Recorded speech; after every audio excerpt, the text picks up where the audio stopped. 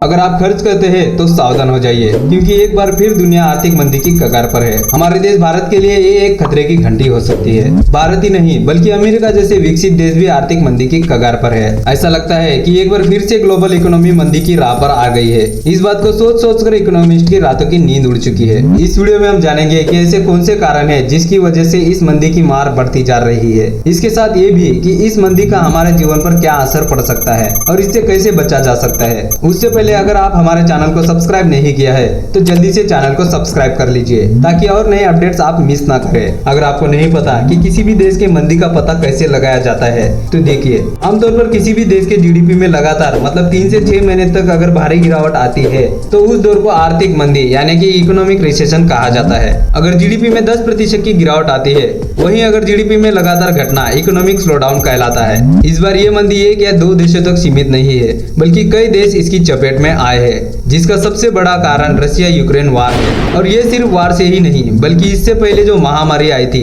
जिससे 1-2 साल तक पूरी दुनिया प्रभावित थी, ये सब उसी का नतीजा दिख रहा है। अगर आपको आर्थिक मंदी में नहीं पिसना तो करिए अपने पैसों पर कंट्रोल और बचाइए अपने पैसे।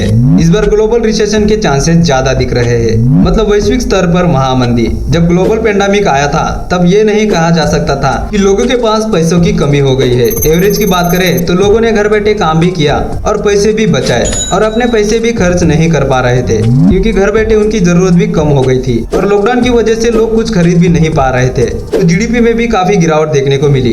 श्रीलंका जैसे देशों का जो हाल हुआ उससे तो आप वाकिफ ही है। श्रीलंका में बिजली, पानी और पेट्रोल, यहाँ तक कि पीने का पानी भी अफोर्ड नहीं कर पा रहे थे वहाँ के लोग। अगर देखा जाए तो हमारे भारत का उतना बुरा हाल नहीं है अब तक। और आश्चर्य की बात यह है कि इस बार भारत में जीडीपी में सबसे कम गिरावट देखने को मिली है पूरे वर्ल्ड में। भारत में आप फ्यूल, फूड और बेसिक सी जरूरतों को पूरा करने के लिए उन्हें अपने ही देश में बनाने पर काम कर रही है। इसका फायदा भी देखने को मिल रहा है। लेकिन भारत में भी बेरोजगारी की समस्या बढ़ गई है और ये बात किसी से छिपी नहीं है। अगर भारत में भी मंदी आ जाती है तो बेरोजगारी बहुत ज्यादा बढ़ जाएगी, जिससे भारत को छुटकारा पाने में कई साल लग सकते हैं। इसलिए तो कह रहे हैं कि पैसे खर्च पर कंट्रोल कीजिए और पैसे बचाइए। अमेरिका भी रिसेशन से गुजर चुका है, वो भी कई दशक तक। अमेरिका में सबसे बड़ा रिसेशन 1929 से लेकर 1939 तक चला था। भारत में भी 1991 में इकोनॉमिक क्राइसिस हुआ था, क्योंकि भारत उस समय इंपोर्ट और बाकी एक्सटर्नल फैक्टर पर बहुत डिपेंड हो गया था और भारत सरकार देश का बजट तक पास नहीं कर पाई थी। वर्ल्ड बैंक और IMF ने भी भारत को लोन देने से मना कर दिया था, क्योंकि पहले से ही लिया पैसा भारत लौटा नहीं पाया था